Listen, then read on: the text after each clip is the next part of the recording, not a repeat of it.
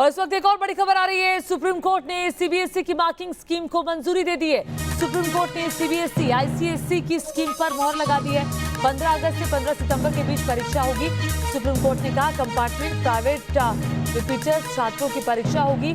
ये जनहित में लिया गया फैसला है। सुप्रीम कोर्ट ने इससे भी साफ किया गया क्योंकि कोरोना महामारी के चलते ये फैसला लिया गया है सुप्रीम कोर्ट की तरफ से। और बाकायदा जो स्कीम है, आखिर किस बिना पर बच्चों को नंबर दिए जाएंगे, मार्किंग स्कीम जो है उस पर मोहर लगा दी गई है सुप्रीम कोर्ट की तरफ से। ज्यादा जानकारी दे रहे हैं न्यूज नेशन संवाददाता अरविंद सिंह। सुप्रीम कोर्ट से आज जो खबर आई वो सीबीएसई, आईसीएसई और दूसरे तमाम राज्य बोर्ड के 12वीं के छात्रों के मन में चल रहे कंफ्यूजन को दूर करने वाली है। कोर्ट की सुनवाई में क्या कुछ हुआ और उस आदेश का मतलब क्या है, ये आसान शब्दों में आपको समझाते हैं। सबसे बड़ी बात ये कि सुप्रीम कोर्ट ने सीबीएसई और आईसीएसई के बोर्ड द्वारा लिखित परीक्षा को फिलहाल रद्द किए जाने और इसके आधार पर अंक दिए जाने की जो स्कीम है उसको कोर्ट ने मंजूरी दे दी है।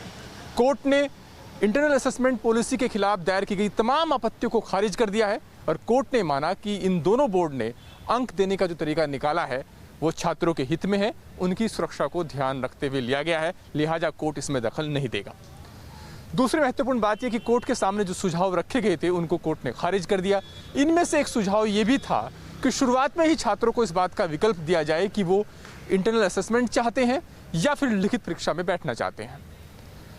और इसके साथ ही ये भी कहा गया था, ये भी मांग की गई थी कोर्ट से कि इंटरनल असेसमेंट और लिखित परीक्षा दोनों का रिजल्ट एक साथ घोषित किया जाए। यानी कुछ याचिकाकर्ता ये चाहते थे कि शुरुआत में ही छात्रों को विकल्प दिया जाए और जो इंटरनल असेसमेंट से नहीं चाहते अपनी मार्किंग होना, वो लिखित परीक्षा में अभी बैठें और लिखित परीक्षा अभी आयोजित कर दी जाए। लेकिन सुप्रीम कोर्ट ने इस सुझाव को खारिज कर दिया। केंद्र सरकार का भी ये कहना था कि छात्रों के पास इस पॉलिसी के मुताबिक दोनों विकल्प होंगे। अगर वो इंटरनल असेसमेंट में मिले मार्क्स से संतुष्ट नहीं है तो वो आगे चलकर लिखित परीक्षा में बैठ सकते हैं। लेकिन शुरुआत में ही अगर उनको डिसाइड करने के लिए कह दिया गया तो उनका एक विकल्प खत्म हो जाएगा। कोर्ट ने भी ये माना कि शुरुआत में ही छात्रों को ये फैसला लेने में दिक्कत होगी कि वो इंटरनल असेसमेंट चाहते हैं या लिखित परीक्षा। बहरहाल कोर्ट में सवाल उन छात्रों का भी उठा था जिनकी कंपार्टमेंट की परीक्षा होनी थी।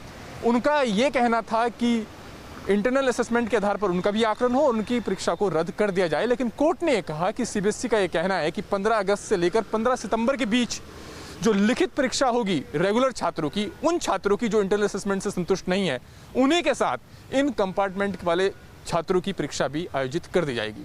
लेकिन इसके अलावा एक सबसे महत्वपूर्ण बात है वो ये कि कोर्ट में सरकार की ओर से अटॉर्नी जनरल ने इस बाबत कोर्ट को आश्वस्त किया है कि यूजीसी तमाम कॉलेजों में दाखिला तभी शुरू करेगा जब सारे बोर्ड के 12वीं के रिजल्ट आ जाएंगे।